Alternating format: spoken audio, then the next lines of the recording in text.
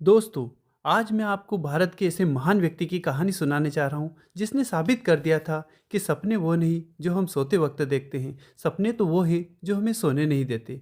यह कहानी है missile man of India, Bharat के पूर्व राष्ट्रपति डॉक्टर एपीजे अब्दुल कलाम की। डॉक्टर अब्दुल कलाम का जन्म 15 अक्टूबर 1931 को तमिलनाडु के रामेश्वरम में हुआ था। उनका बचपन बहुत ही गरीबी में बीता। उनके पिता जैनुलाब्दीन नाव चलाकर परिवार का पालन पोषण करते थे। जब दूसरे बच्चे खेलते थे तब कलाम काम किया करते थे। वे अपने पिता की मदद करने के लिए अखबार बांटते थे ताकि घर खर्च में हाथ बटा सके।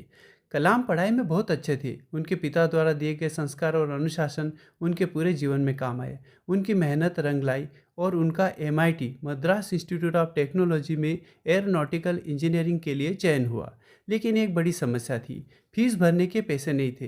तब उनकी बड़ी बहन ने अपने गहने गिरवी रख दिए ताकि कलाम की पढ़ाई जारी रह सके। कलाम साहब ने बाद में कहा था, मेरी बहन ने अपने गहने नहीं, मेरे सपने को गिरवी रखा था। एमआईटी में पढ़ाई पूरी करने के बाद कलाम का सपना था भारतीय वायुसेना में पायलट बनना। वे एयरफोर्स के इंटरव्यू के लिए गए, लेकिन वहां 8 सीटों के लिए चयन होना था और कलाम साहब का नाम लिस्ट में 90 नंबर पर था। थोड़े से अंतर से उनका सपना टूट गया। वे बहुत निराश हुए और दुखी होने लगे। निराश होकर वे एक पहाड़ी पर जा बैठे। उन्हें लगने लगा कि अब उनके जीवन का कोई उद्देश्य नहीं बचा।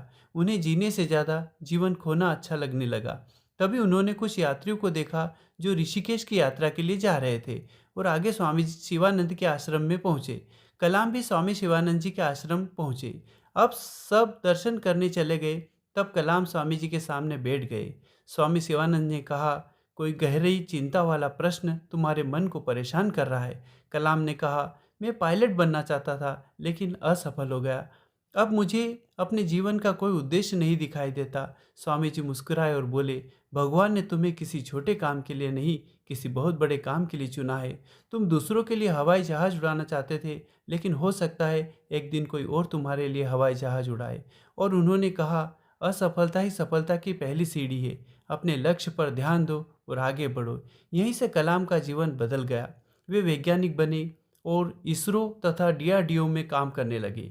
शुरुआत में कई प्रयोग असफल हुए। उन्हें स्वामी जी की वह बात याद आई कि असफलता ही सफलता की पहली सीढ़ी है, इसलिए उन्होंने हार नहीं मानी।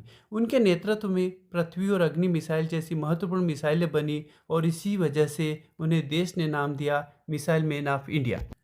वर्ष 1998 में कलाम साहब के नेतृत्व में पोखरण परमाणु परीक्षण सफल हुआ। इसके बाद भारत दुनिया में एक शक्तिशाली राष्ट्र बनकर उभरा। 18 जुलाई 2002 को वही अखबार बांटने वाला भारत का गरीब बच्चा भारत का 11वां राष्ट्रपति बना। जब वे राष्ट्रपति बनकर हवाई जहाज में बैठकर जा रहे थे तो उन्हें स्वामी शिवानंद जी की बात याद आई।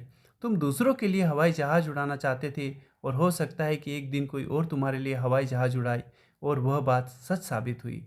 राष्ट्रपति पद छोड़ने के बाद भी वे कॉलेज और स्कूलों में बच्चों को पढ़ाने जाते रहे। उन्होंने कई किताबें लिखी जिनमें विंग्स ऑफ फायर बहुत लोकप्रिय पुस्तक थी।